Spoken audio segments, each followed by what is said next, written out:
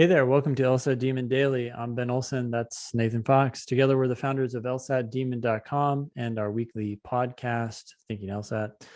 This email is from Juliet. I heard from previous test takers that you can use Control F on the LSAT. I've been using it while doing reading comp, and it really helps. I just wanted to make sure I won't be penalized for using it on the actual test. Do you have any insight on whether it is actually allowed for the August exam? Hey, I'm going to add in along with Juliet's comment. Here's another email from Brandon.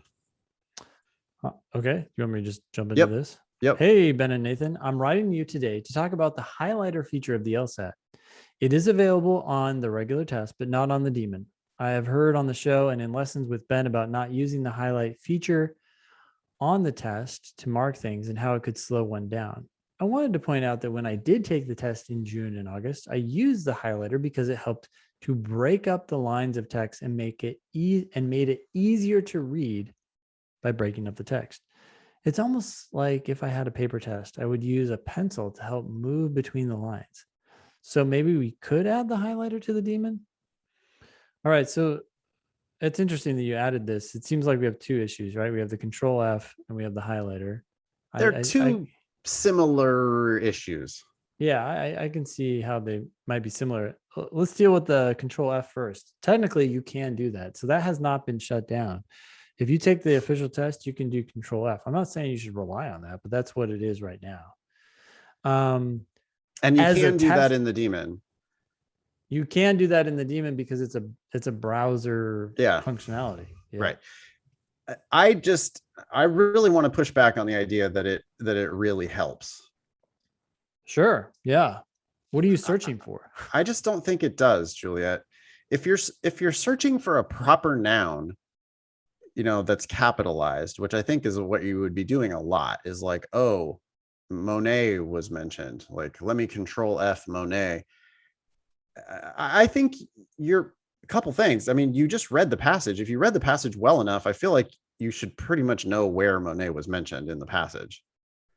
Also, because it's capitalized, I mean, I do this in class all the time out loud where I'm answering reading comp questions, and it takes me 0.2 seconds to scan to exactly the spot in the passage where I was looking for. I don't believe that Control F, type in the thing, hit enter would actually be faster. And I know it wouldn't be faster if synonyms are involved. And that's my real worry with people who are going to rely on Control F. Synonyms are a thing. Yeah. Maybe it's weird too, because, some questions do ask you, hey, what did the author mean about this phrase or whatever? But in the modern test, those words are all highlighted. It automatically highlights that. Yeah. I don't know what you're,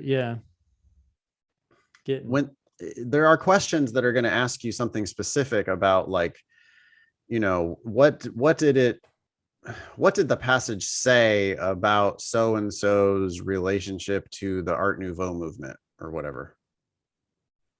And I guess you could Control F, type Art Nouveau, and then find it in the passage. I just think your eye is going to be faster. So, I mean, we can argue about, the speed of doing Control F versus just scanning for it. My bigger concern is people relying on Control F as a means to try to understand something that they didn't understand in the first place. If you understood I can search for it and I can find the answer. What? No. Right. No, do you understand what they were talking about? That's a better point. You should know the answer most of the time. If you read the passage well enough, you should just read the question and go, oh, well, the author said XYZ about that. Yeah, you should not know that you have the passage memorized, but you got the broad strokes of it. So you probably can answer. I probably predict the answer to like 75% of reading comp questions. Yeah, that's exactly. I was just going to say 6 out of 7 or 6 out of 8 questions. Yeah. You should, boom. You have a loose prediction. Short answer, yes, you can use Control F. Longer answer, neither of us recommend it. Yep. And then Brandon with the highlighting. Yeah. I don't care whether we ever add highlighting as a feature in the daemon. Highlighting is something that I never, ever would recommend to anyone. Mm-hmm. Brandon seems to believe that a highlighter helps to break up the lines of text and make it easier to read. But I don't really. I mean, why is that helpful? What, I don't understand what that means. And I've never, I mean, we mock it openly, like highlighting, underlining, note taking. We don't teach any of that stuff on reading comp. You know, it's And crazy. Sorry, just to interrupt here, but the LSAT has 4 means of highlighting: orange, pink, yellow, and underlining. What that's the hell? because other test prep companies, I guess, teach all that bullshit, like, oh, the main point we want to do in pink and the author's attitude we want to do in blue. And I've seen like highlight transition words. Oh, What? wow. For what? Wow. Just understand what the person's telling you. You don't need to remember the exact words. It's the ideas that matter. Yeah, Brandon, with like, if I had a paper test, I would use a pencil to help move between the lines. What do you mean? Why? For what? I don't. Okay, I kind of understand. Like he's like he's like using tactile sensory to, I don't know, keep him reading or something. I I guess, but I don't know. It's I got a lot don't. of downsides. That's the problem. It's like you start doing something that maybe benefits you, but then you start also then highlighting things that may be important. Like what? I'm a broken record, but my main hypothesis is that people highlight things they don't understand. It's like, oh, this seems important. I don't really get it. I'm going to highlight that so that I can keep moving. I want to Yep. keep moving between the lines. But It's if not I have to about come back, I know where moving to come between back the to. lines. What? Yeah.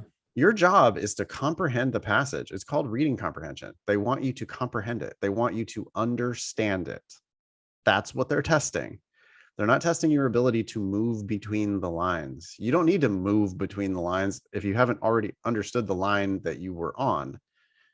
And I don't know, all this shit just strikes me as gimmicky, and it's like excuses for not getting it.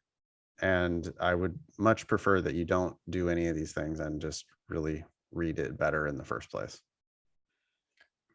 Thank you for writing in, Juliet and Brandon. I hope we answered your questions. Email daily at lsatdemon.com. Again, that's daily at lsatdemon.com if you want to ask us a question or argue with us about any of this exciting stuff. We're all things LSAT and sometimes law school admissions.